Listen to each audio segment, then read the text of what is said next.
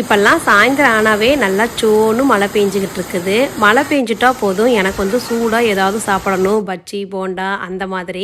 ஆஃபீஸில் எல்லாருமே வேலை செஞ்சுக்கிட்டு இருந்தோம். மழை கொஞ்சம் ஓஞ்ச மாதிரி இருந்தது. சரி ஓடி போய் பஜ்ஜி போண்டா ஏதாவது போடலாம் அப்படின்ட்டு கிச்சனுக்கு வந்தேன்.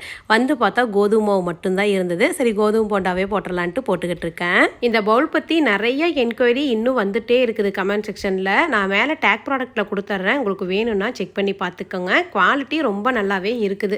இந்த மாவெல்லாம் பிசைகிறோம்னா இது போல் சலிச்சோம்னா மாவு வந்து எல்லா பக்கமும் செதறும். ஆனால் இது வந்து பவுல் பெருசாக இருக்கிறங்காட்டி வந்து பார்த்தீங்கன்னா ஆடப்பாட சமைக்கிறதுக்கு ரொம்ப ஈஸியாக நல்லா இருக்குது. இந்த கோதுமை போண்டா சுட்டு உடனே சாப்பிட்றதுக்கு நல்லா இருக்கும். மொறுன்னு கொஞ்ச நேரம் ஆகி போச்சுன்னா பார்த்தீங்கன்னா வதன்னு ஆகி போயிடும். அதனால் உடனே சுட்டு சாப்பிட்றனா இந்த போண்டா வந்து நீங்கள் ட்ரை பண்ணி பார்க்கலாம். மழை ஈரமாக இருக்குது. அதனால் கடையில் போய் பஜ்ஜி மாவெல்லாம் வாங்கிட்டு வரல. வீட்டில் இருக்கிற பொருளை வச்சு அட்ஜஸ்ட் பண்ணி கோதுமை போண்டாவே செஞ்சுட்டேன். வெங்காயம், கருவேப்பிலை, பச்சை மிளகா, கொஞ்சமாக பெருங்காயத்தூள், உப்பு இது எல்லாமே சேர்த்து கோதுமை மாவில் நல்லா மிக்ஸ் பண்ணிவிட்டு அப்படியே குழிக்கரண்டிலேயே ஊற்றி எடுத்துட்டோம்னா கோதுமை போண்டா நல்லா மொறுன்னு ரெடி ஆகிடும்.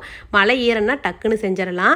நான் வந்து இந்த போண்டா பஜ்ஜியெல்லாம் செஞ்சேன்னா சன்சி எப்பவுமே இந்த கவுண்டர் டாப் மேலே ஏறி உட்காந்துக்கிட்டு தான் போண்டா பஜ்ஜியெல்லாம் வந்து சாப்பிடுவா. தோசை சுட்டாவே மேடம் இங்கே தான் வந்து உட்காந்துப்பாங்க. இந்த கோதுமை மாவு கூட கொஞ்சம் அரிசி மாவு சேர்த்துக்கிட்டிங்கன்னா இன்னுமே நல்லா பருன்னு இருக்கும்.